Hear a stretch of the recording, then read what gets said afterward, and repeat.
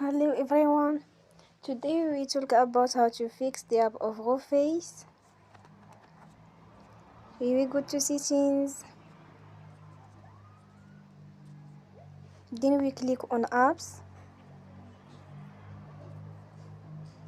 After that we search the app Reface and we click. We will on for stop. After that we go to storage, then we click on clear cache. Here we go to Play Store and you will update your app. Don't forget to support us by like and subscribe.